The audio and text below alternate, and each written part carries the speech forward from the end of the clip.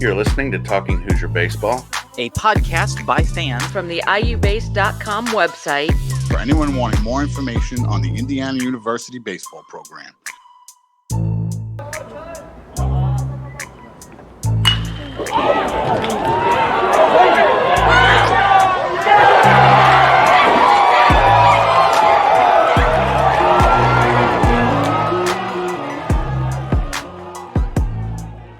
All right, and welcome back to Talking Hoosier Baseball. We are recording this on Wednesday, April 14th, 2021. I am Chris Feeney, joined by stats guru Cassidy Palmer, the master of the RPI, even if there isn't one this year, Carl James, and the creator of IUBase.com, Josh Bennett. Well, we only had a 2-game series due to some rain, or maybe it didn't rain, or there wasn't enough rain Sunday. However you want to look at it, it was a 2-game series this weekend, but I'd say we made up for it in drama. The first game started off kind of slow. They were feeling each other out like a boxing match. No score, until the third inning when Kip Fugis decided to put us on top, 1-0. And Tommy Summer was putting up some zeros. And then he got caught in that one inning where they just continued to get those 2-out hits, Illinois did, and they took a 3-1 lead. Now, I must say, the feeling in the stadium, whether it was just family members or media or whatnot, there was that, here we go again. But then Drew Asher decided to tie it right back up with a 2-run bomb. So that got the energy back, I think, in the dugout. I think it got it back in the team. Cole Barr later followed with a go-ahead home run to make it 4-3. And I really feel like the team was rolling. They were going to take that Friday night again. But then there was that guy. There was that guy again. And they brought in Braydon Scott to face Raper to lead off the 8th inning. And he hit it bomb to dead central to tie it up. And then we had a lightning delay. So it's 4-4 to the lightning delay on a Friday night. There's been several lightning delays at the BART in the history, since we've been going. Craig Didolo has put on some shows there in the lightning delays. Luke Miller. They played Lazy Mary after a lightning delay. These are all facts. They're undeniable. I know people think Lazy Mary did not play. It did. It did. And then Luke Miller hit a bomb.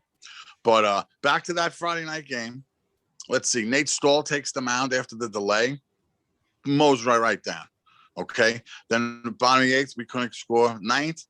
I'm telling you, Illinois was bleeding Stahl to death in this inning. Okay. He got the first couple guys out, and then it was like infield single, trouble single. Then there was that bleeder down at third base line. And now there's the bases ordered for Raper again. And I got to give Mercer all the credit in the world for sticking with Stahl, because I would have pulled him 2 batters earlier, I think, and just went to Litwicky, who was obviously warm, but Stahl got him out. Nate was absolutely terrific. Him sitting down for that long and be able to stay hot and then be able to get right back in was really incredible, and a testament to him. He's a very talented player. He's really matured both emotionally and physically to handle those moments. I just really trusted him in that situation, and his stuff was electric. He was really good, and he got in that full count, the bases loaded situation. Really didn't do anything wrong. You have a guy I had the left fielder pulled down on that single to left. I mean, he couldn't have thrown it in a better spot. He gets a backside single in the 4-hole, then a swinging bunt. Now the Raper kid did drill that ball to center, and that was the only hard hit ball that he gave up. But Stahl took care of it. I'm glad the BART is as deep as it is, but Stahl took care of it. And we got to the bottom of the 9th. First 2 outs, just like we had in the 8th, boom, out. And then Kip got that base hit. 2-out single. It led it up for Collin Hopkins. The on-deck circle, there was Collin. I got to be honest, I didn't think he'd come to the plate.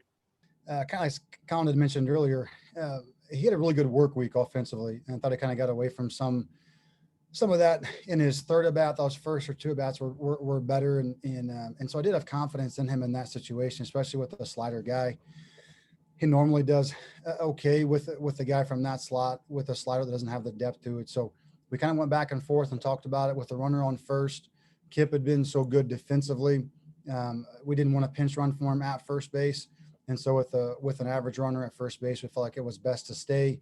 We had Litwicky up and hot and ready to go. And Collin kind of is his primary guy for the most part, although Jacob can handle him and do a good job. We just felt like with the runner on first and Collin being the primary guy for Litwicky, we wanted to make sure that Litwicky was in a good position coming in there. And Collin had a good week of work. So we were confident that he could go have a competitive at bat. Jeff Mercer pulled the right button again. Collin Hopkins comes up and wins it. Walk-off home run the team went crazy.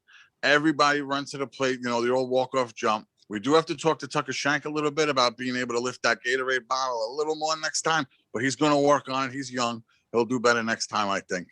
But, the big dog pile at the plate was wild. The 5-game losing streak was over. And I know there was a big exhale from the team. And I think from the fans, 5 losses in a row. Come on. And then you win one on a walk-off. So it was a big deal. So then we came back Saturday, big long delay. They kept changing the time with the weather. Turns out it's an 8 o'clock start. And the last 8 o'clock start at the bar on a Saturday night, from what I can remember, was Donato in the 14 regional. So I don't know. I thought that was a good sign. I really did. Then you had your double rainbow before the game. Who knew what that was going to lead to? But again, game starts off. McCade Brown got in some trouble. I think he walked like 14 guys in the first. No, he had 7 walks in the first few innings. All right. He was straining a guy in the first, 2 in the second, bases loaded in the third. Still hadn't given up a hit, but we weren't really realizing it then. So then all of a sudden, Kip Hoosiers decides to take the lead on a 2-out hit. And before the celebrating was even over, Morgan Colliby hits a bomb that I think hit 45-46. I'm not sure. We lost the ball, but now it's 4-0. Another one of those big, bam, 4-run innings for the Hoosiers. And it gave everybody, I think, a moment to breathe. That's 4-0. McCade Brown back out for a couple more innings. Obviously, pitch-wise, with all those walks, they were going to take him out, but he had no hits. Braydon Tucker comes in. And honestly, going to Tucker in that situation after McCade was Coach Parker's call. We had a couple guys in mind, and I just kind of said, ultimately, you're watching these guys, you're calling the pitches. What you do, what you think is best, what profile is best, and he thought the sinker would be a really good play against them, kind of with their swing designs, and he was right, and it played really well. And Tucker's stuff, I think his average velocity was 91.2 for the night for those 4 innings, which is really good for him. So, and I gotta tell you, impressive outing regardless of the hits. Okay, took care of business. He took care of business to finish out this game. A lot of different things went on throughout the rest of the game, but the bottom line is McCade Brown, Braydon Tucker, brought us back to the days of 1984 against Rose Holman in the second game of a doubleheader against the Fighting Engineers.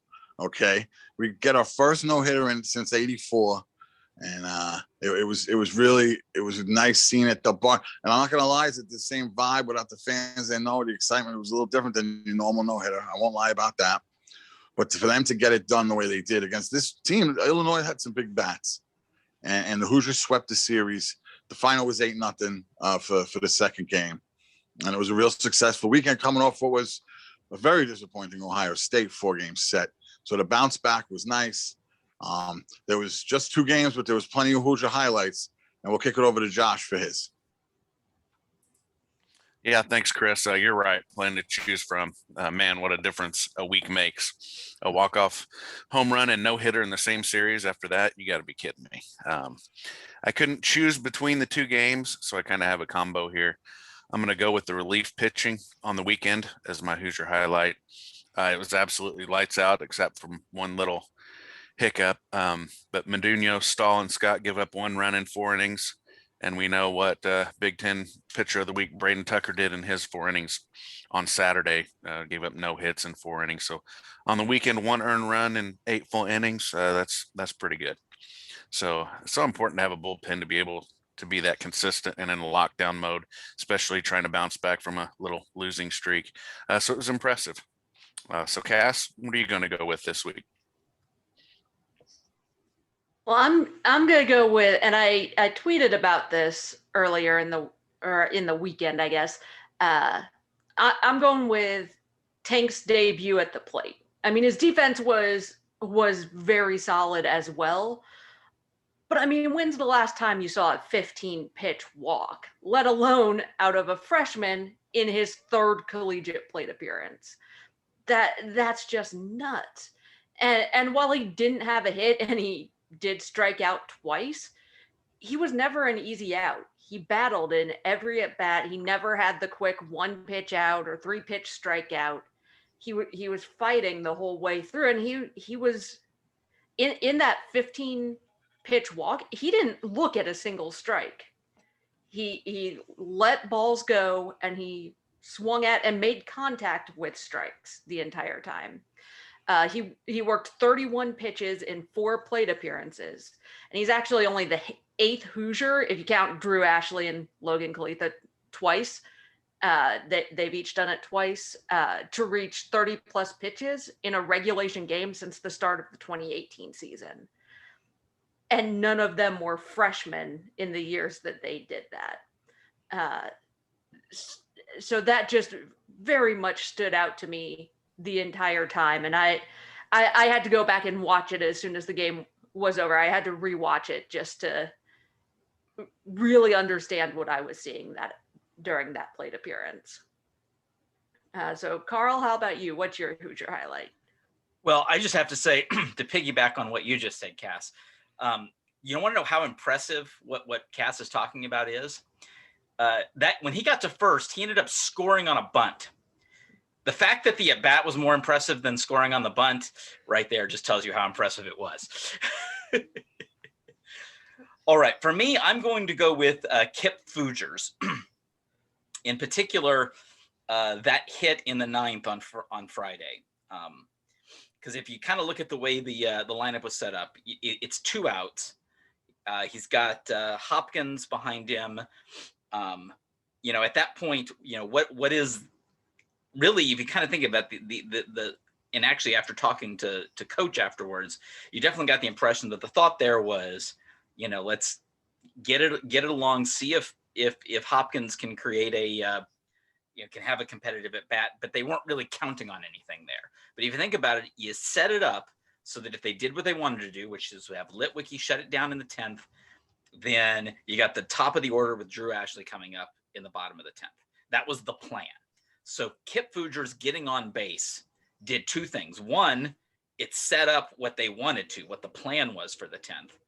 But in the end, more importantly, it set up an opportunity for Collin to win it in the 9th.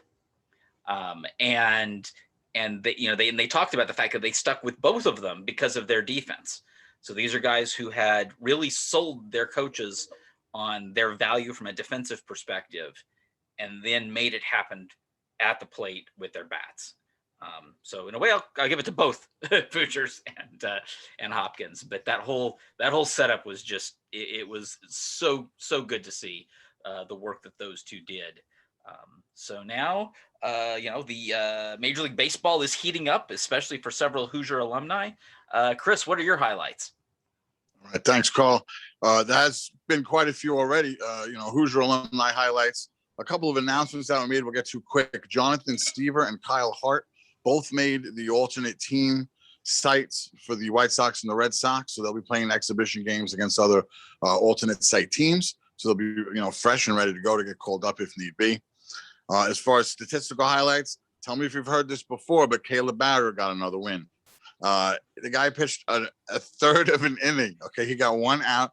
The Giants took the lead, and the fans are starting to pick up over this in San Francisco. Like, they're calling him the good luck charm. Just put him in the game, we'll take the lead. Because most of the time he's coming in the game, they're tied or losing. The guy's not doing much, and all of a sudden the next inning the Giants have the lead. It's really, really ironic how he's pulling this off. He's got 7 major league wins already. He's 3 away from, I think, a guy Carl knows, Whitey Wilshire. Okay, Whitey had 10 total. I think he pitched, many, many, many more games than Caleb Bauer has. Trust me when I tell you. I don't have it in front of me, but he's 3 away from Whitey. And Alex Dickerson, again, tell me if you've heard this before, hits another bomb, another week, another bomb for Dickerson. And he's just 4 away now from Mickey Morandini, another big IU Hoosier alum. Now, Dickerson is still playing that platoon game, depending on who's pitching.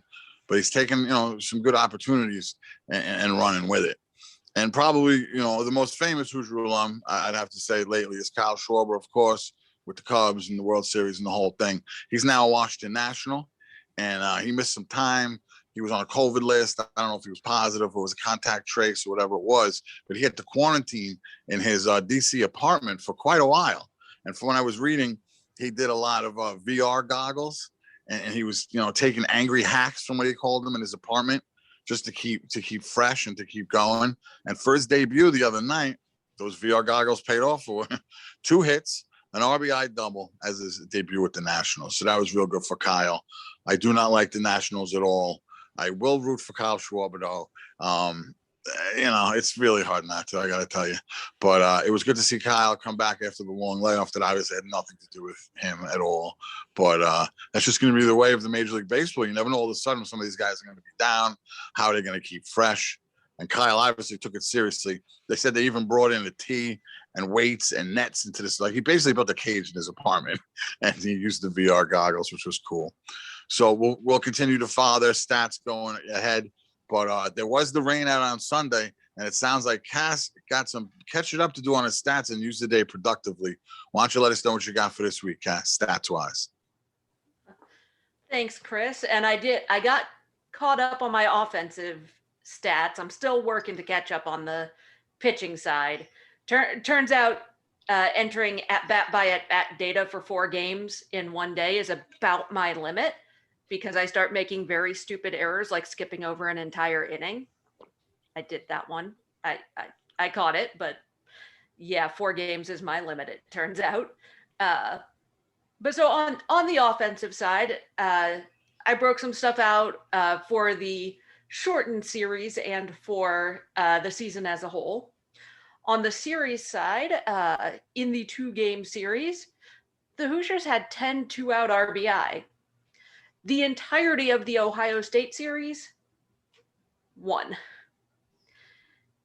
And so that's kind of where a lot of that difference is coming. This team is very much a 2-out team, it seems, at the plate. And if that's not going, we get Ohio State. The batters did also strike out in 37% of their at-bats, which is high, is fair.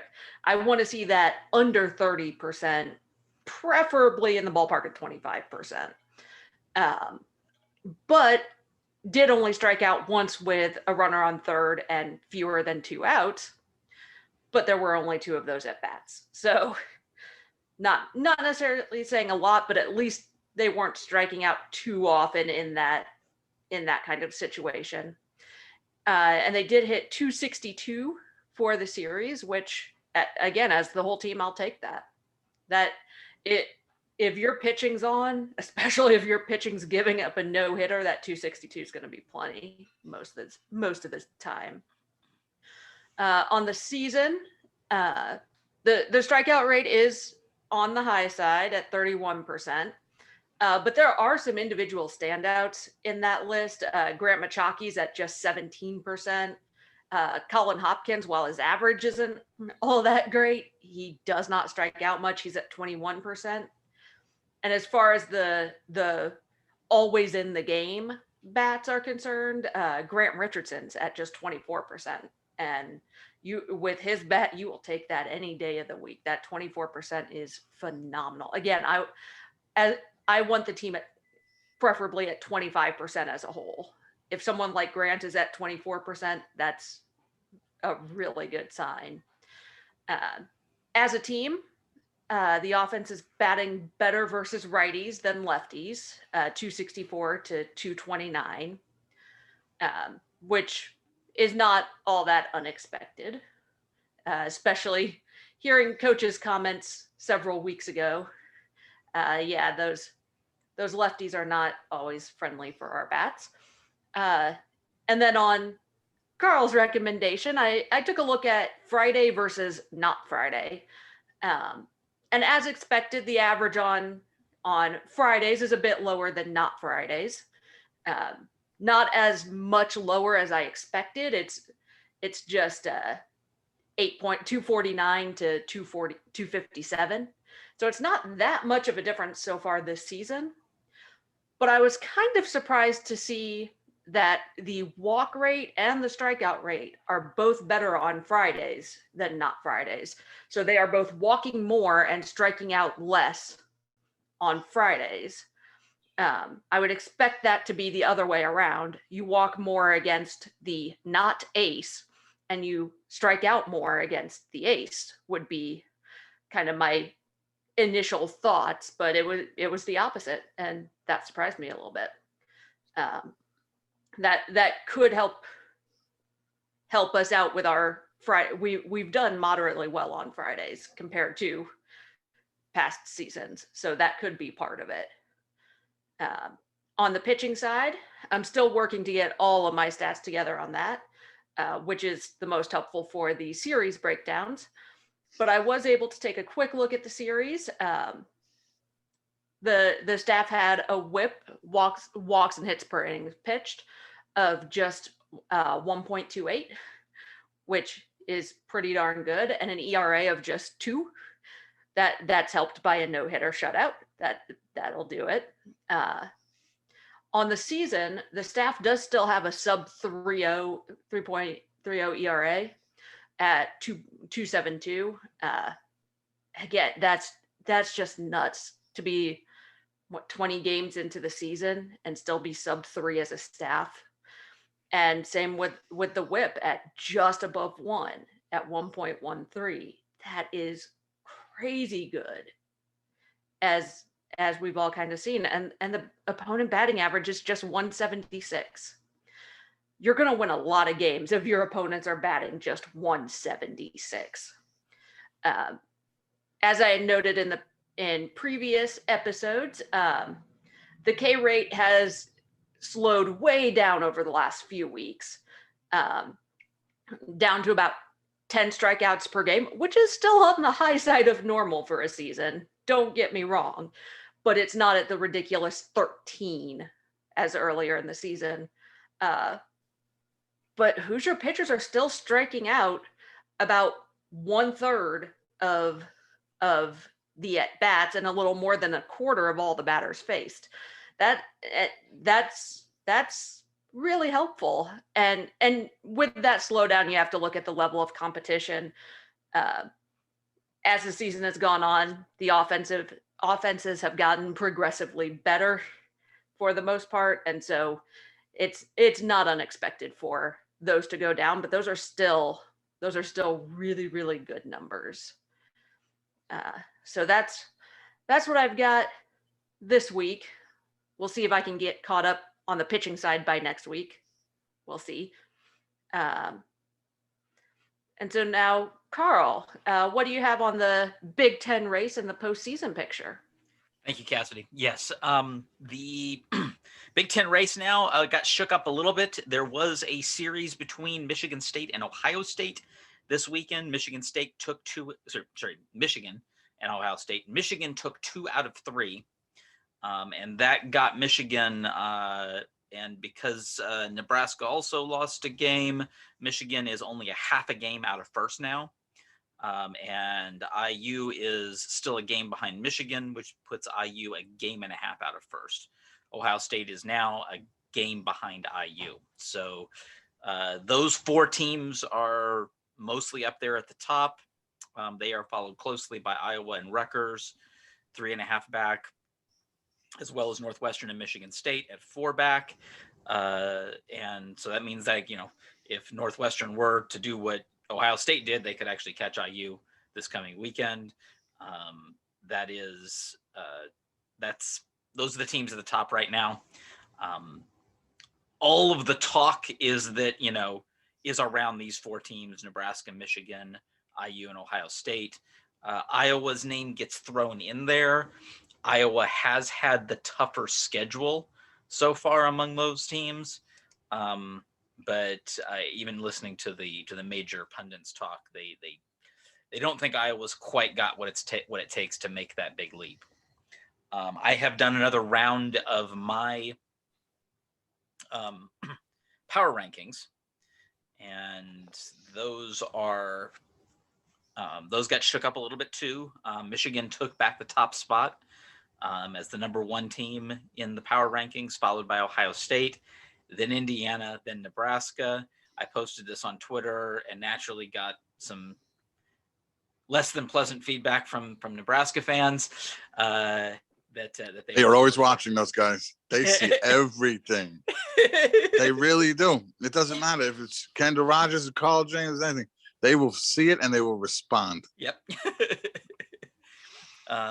But I did explain that part of that is that I still have that component that's based on preseason rankings, and Nebraska was 8th in D1's preseason rankings. I am lowering that factor each week. I'm not getting rid of it, though, because a lot of times these preseason talent analysis end up being somewhat predictive later in the season. That the guys that based on what the team makeup is, some guys just haven't figured it out yet, and eventually are going to. Now, there's also the possibility that, hey, there's just some talent in Nebraska that just got overlooked because they were young, they didn't think they were going to factor in. So do I think Nebraska's 8th? No. But I think 4th is reasonable at this part of the season. The good news is, yeah, I'm providing kind of a guide as to how strong a teams we're going to be playing, but in the end, this is a balanced schedule. The end of May, the standings, that's what's going to be the power ranking. It's going to be the standings in the league. We're going to know who the best teams are. The best teams are going to win baseball games. And these top 4 teams all play each other a bunch in May. This is going to be a fun May when the top echelon of the Big Ten all mix it up, for that one guaranteed slot in the NCAA tournament, which I will discuss here, because man, there is a lot of head scratching about, what is the at-large pitcher for the Big Ten. And you heard a lot of the pundits saying that without playing non-con, the Big Ten is only going to get the automatic bid, and that's it. Conversely, I have heard other pundits who were very negative about what the Big Ten did say, yeah, but still they're going to get 4 teams in. The top 4 teams in the conference are all going to go. And I've heard this from a few different groups. They don't tell me what they're telling me. They don't tell anybody what they're basing this off of. There just seems to be a party line, and the party line is 4 Big Ten teams are getting in. I don't know if I believe it. I just don't. I don't know I don't know if someone on the committee has just tipped them off that, yep, Big Ten's a Power 5 school. They've always consistently done this, so we're going to do this. I don't know what it is. The only thing that I know is a sure bet is winning the league gets you the automatic bid. So my recommendation to the Indiana Hoosiers is go win the league, which of course is what we all want anyway. And then we will find out on Memorial Day just whether or not that party line is the truth or not.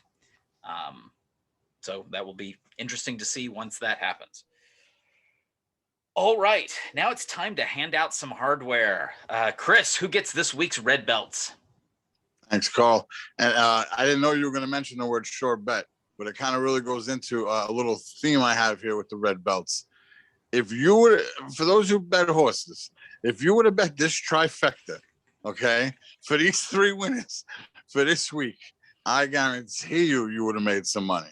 Okay, 1 upset, all right, 2 upsets, 3 upsets.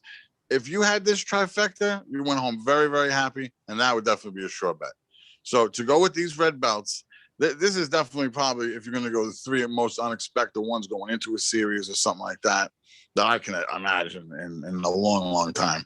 But for our Alex Dickerson red belt, he's right behind you, Carl.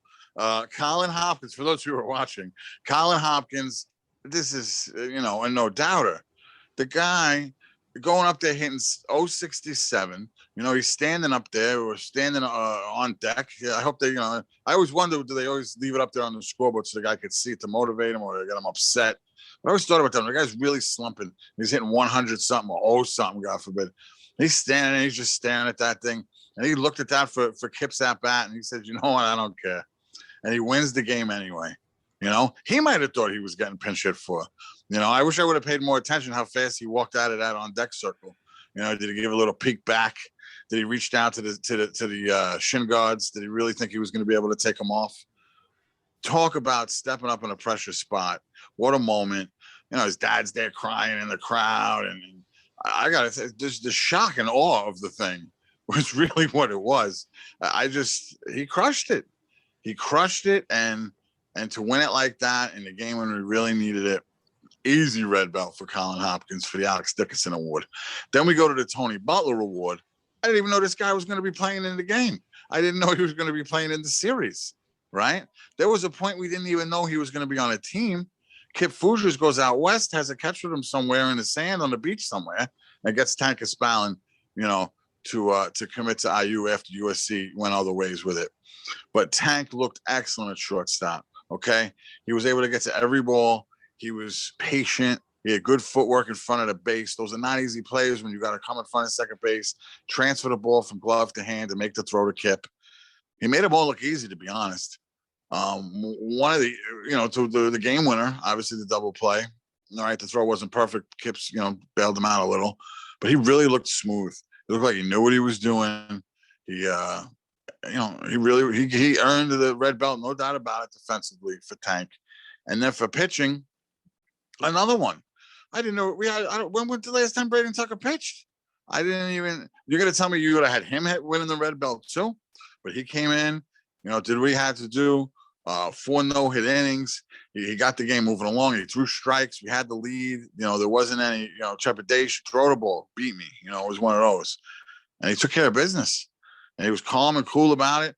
He even seemed like awkward in the celebration, like okay, all right, yeah, it's a no-hitter. But if you look at Hopkins, he's just like, he don't care. 11.7 puts something out like, yeah, Indiana's first hitter in 1884, and this catcher don't care at all. I think they were happy they won the game. So 3 very unexpected trifecta red belts this week between Collin Hopkins for offensive, Tank Spallon for defensive, and then Braydon Tucker really paying it off for the trifecta for the Donato Award. Really, really unexpected red belts, I got to say.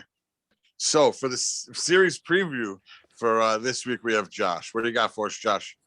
Yeah, thanks, Chris. Like you said, the Hoosiers will enter the weekend series in 3rd place, a game and a half back in the conference race. They'll be traveling to Evanston, Illinois, to face the 11-10 Northwestern Wildcats, who are sitting in 7th place in the Big Ten standings. Northwestern has managed to stay above 500 in spite of playing only 3 home games all season. Their Wildcats are coming off a series loss on the road to Rutgers. On the pitching side for Northwestern, junior righty Mike Doherty should get the call for the Friday night start. He's coming off a really good performance last weekend that saw him give up 1 earned run in 7 full innings. On the season, he's 1-0 in 39 innings of work with a 2.52 ERA with 21 strikeouts and 7 walks, and opponents are hitting 238 against him. On Saturday, we should see redshirt junior, another right-hander, Tyler Uberstein. He's 2-2 in 29 innings with a 2.66 ERA, 30 strikeouts to 12 walks, and opponents are hitting 308. Sunday should be Quinn Lavelle, a senior lefty. Lavelle has a 4.38 ERA, but is sitting at 4-0 on the season with 26 innings pitched, 18 strikeouts to 7 walks, and a 2.21 batting average against. As a whole, the staff has a 4.87 ERA and are allowing opponents to hit 281 against them. Offensively, this team loves and really relies on the long ball. I looked up their official box score from last Friday night, and in the weather note, it said cloudy with a chance of a dinger. They have 4 guys with 7 or more on the season, led by their star shortstop, junior Sean Gudensberg, with 10. Goosenberg just picked up his 2nd Big Ten Player of the Week award of the season, where he slugged .1333, had an OBP of .563, had 8 hits on the weekend, and 4 of those were home runs, and he drove in 6. Another bat to keep an eye on is junior first baseman Anthony Calarco. He's hitting .379. As a team, they have 4 guys batting over 300 and sit at 280 as a whole. 5 different Wildcats have knocked in 14 or more, led by catcher Michael Troutween. He has 24 RBI.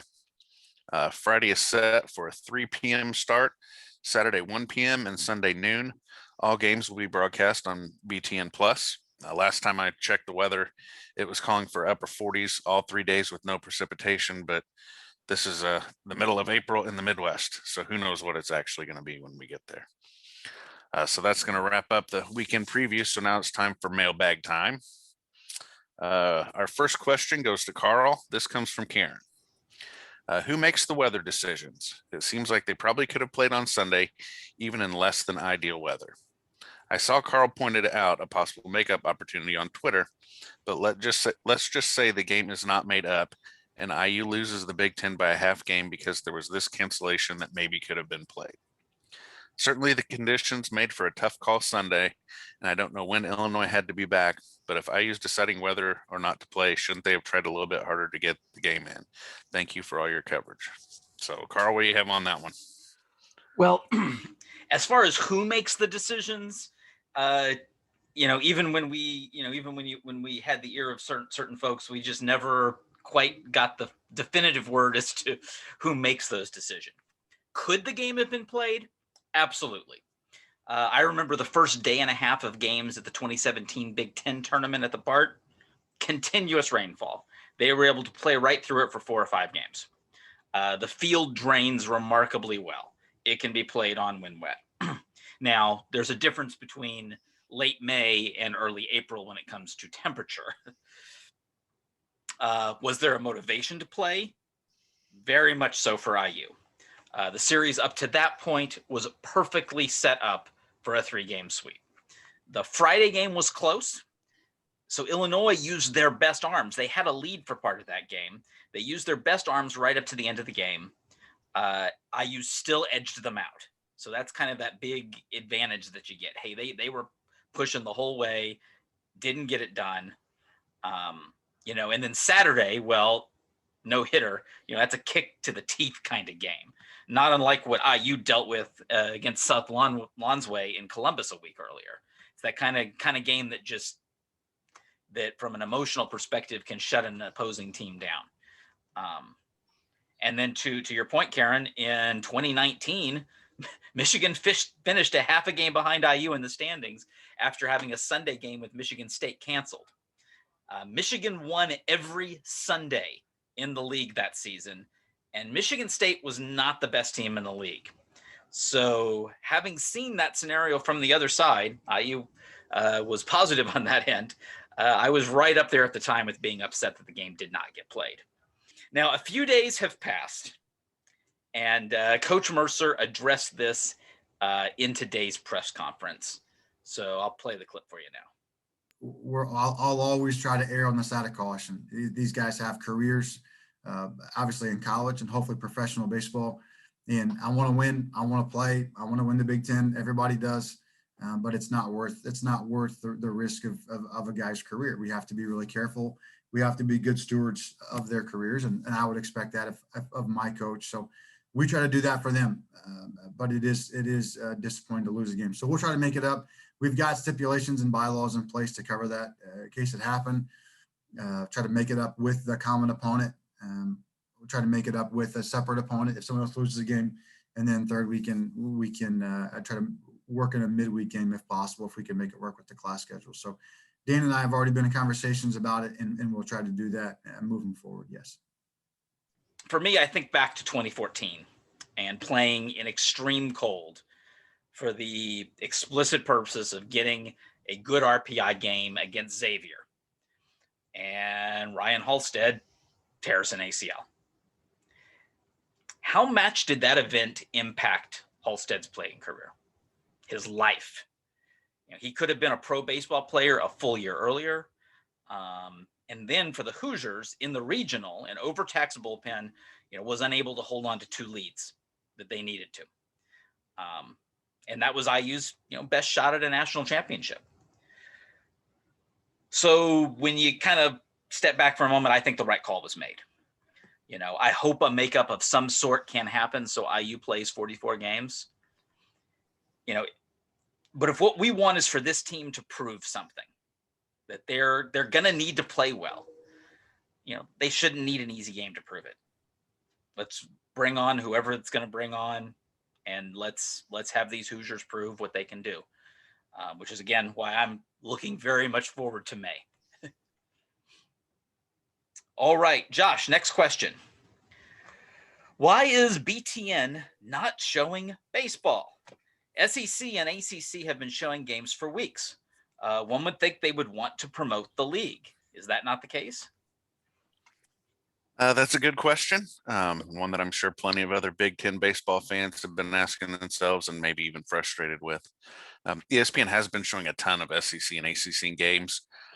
Many of them are on the ESPN Plus streaming service, which is subscription based.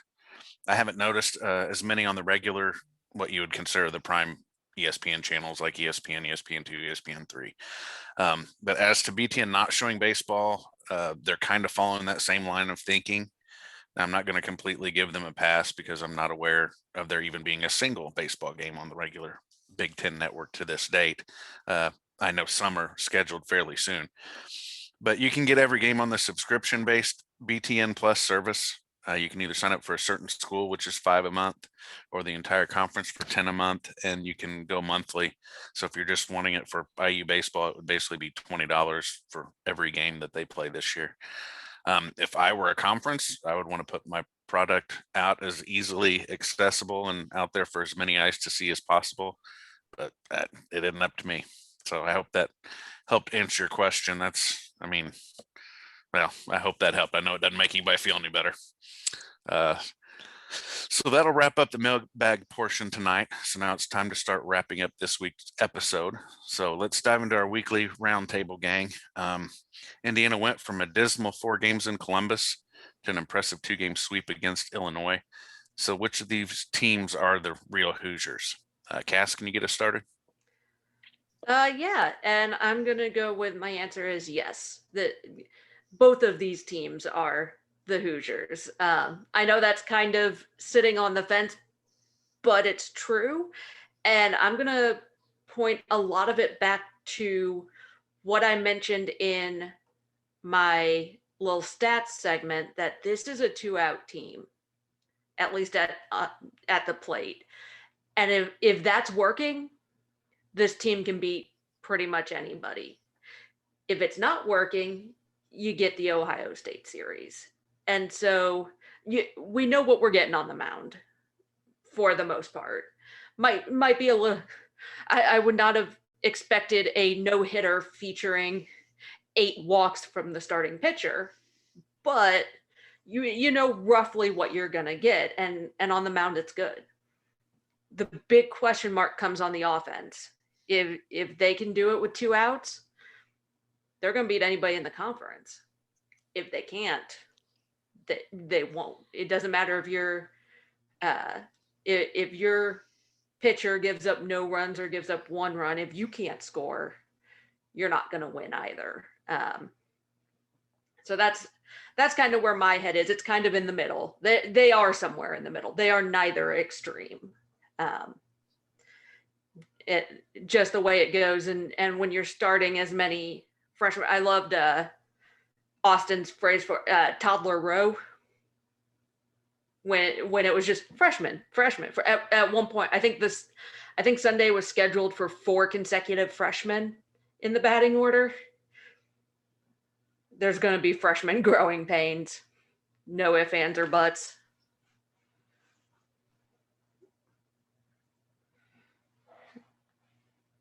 Carl, if you're talking, you're muted.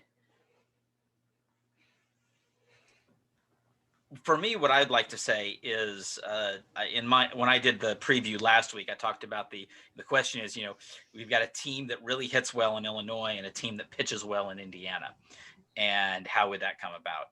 I think we're starting to see a picture in the Big Ten that great pitching beats good hitting very consistently. So if Indiana is not, to Cass's point, hitting well, a great pitching team like Ohio State is going to be tough to beat. And the thing we have really noticed is that seems to be the distinction. The greater pitching teams are the ones that are at the top of the standings. The better hitting teams like Illinois and Northwestern are in the middle of the standings. So first of all, Indiana needs to, this coming week, continue to prove that fact against a team like Illinois. They've got to say, you know what, great pitching is going to dominate good hitting. I mean, the way I look at it, okay, those 2 one-run games against Ohio State showed something, right? We had to play that bad to lose by 1 run, in those games. So it's not like we got killed all 4 games. And we weren't saying that last week. That made it more frustrating, is that we didn't play well. So I think it opens up our eyes that there can be a lack of execution that can cost you games by one run. And is that us? Maybe it is. Maybe there are some windows there. Maybe that's why Tank Caspalin is tried out at shortstop a couple games later.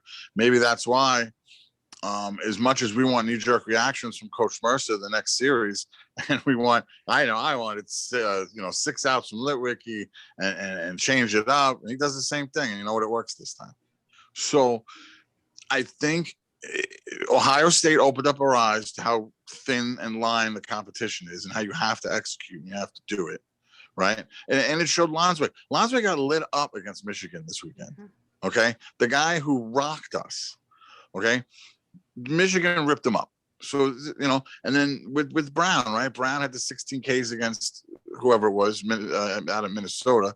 And then the next one, he gets hit up. You never know, I think, in this conference. It's thin line. But I do know is that everybody brings their A game when Indiana shows up. Okay? We don't sneak up on anybody. We're the highlight of some of these seasons. And I'm not saying Michigan and Ohio State and those guys, but everybody else. They want to beat us. You know what I'm saying? They want to beat us. They want a chance to put those wins, in their back pocket against Indiana. So they're going to be super, micro-focused. And if we're not, you could lose 2 run 1 games. You could. So to me, that was just showed how close it is. But yeah, did I think that, a walk-off home run from the catcher hitting not even 100 is going to happen? No, I didn't think that was going to happen either. I thought it was going to happen. We were going to sit there till 2 a.m. and lose in the 14th, just because that was what I was thinking. Luckily, that didn't happen. But yeah, I always want to go in with my best guys playing the best at the end of the year. And if it takes some up and downs to get there, that's okay. But I feel like some of these postseasons we've gotten to, maybe the starters have been kind of out of gas. Maybe we hit our peak hitting at the different time. And I knew, if we would have played this regional 3 weeks ago, we would have been great. If we would have pitched in this regional 6 weeks ago, we would have killed them. So if it all works out to us playing our best, whatever regional they send us to, if we make the tournament, I'll take it. Yeah. And remember, Michigan, not last year before, they weren't playing well to start the season. They had a bunch of bumps, and they end up in the College World Series. They almost didn't make the tournament. Right. They had to win an extra played really inning well in the Omaha. They had to win an extra inning game to make the tournament. Yeah, and that's baseball. Yeah. Their hot streak was the tournament, was the NCAA tournament. Yes. And the Big Ten. Yeah, and there's just not the last 2 weeks of it. No, the Big Ten tournament. Oh, okay. Well, because if they needed those wins to make the NCAA tournament. Right, but they were 1 out away from 2 in a barbecue, to take your phrasing. Well, but they were. But that's what I'm saying. They win an extra inning game to just eke in, and then they got hot. Yep. I'll take that. Yeah, I'll take it. Give me something. Yeah. But it's scary that you say, it's a great question. It really is. It's is this our team or is that our team? Our team is not a no-hitter. Get walk-offs from guys you aren't, every night. No, of course not. But I really think we're more that other team. We're right there. We can play.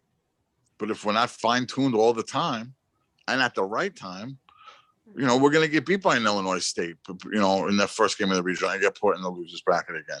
We're going to get beat in extra innings against NC State and get put in the loser bracket again. And, I want to win a Friday at the damn regional and be in a better position for once and then roll the dice with our pitching staff. Well, thanks for listening, guys. And that'll do it for this edition of Talking Hoosier Baseball. You can read up on the Indiana baseball program at iubase.com. You can follow us on Twitter at iubase17 or at See You at the Bart. We're on Instagram at iubase. And you can subscribe to the Talking Hoosier Baseball channel on YouTube. It's been some real nice game clip edits Carl's been putting together. I want to give him a shout out on that. They've really been some good stuff. I know for a lot of us who can't get to the games, take advantage of it. Check out the YouTube channel. We have seen the subscriptions go up pretty much since the season started and the views and stuff. And I think a lot of that is Carl's video work. So definitely check his stuff out. And as always, if you're a listener to the podcast and not just a video watcher, subscribe, leave a review, give us a 5-star rating, feed the algorithm, okay? We will figure out one day why it helps. But for now, I'm Chris Feeney, and for Carl James, Josh Bennett, and Cassidy Palmer, one day, hopefully, we will all be together at the bar again.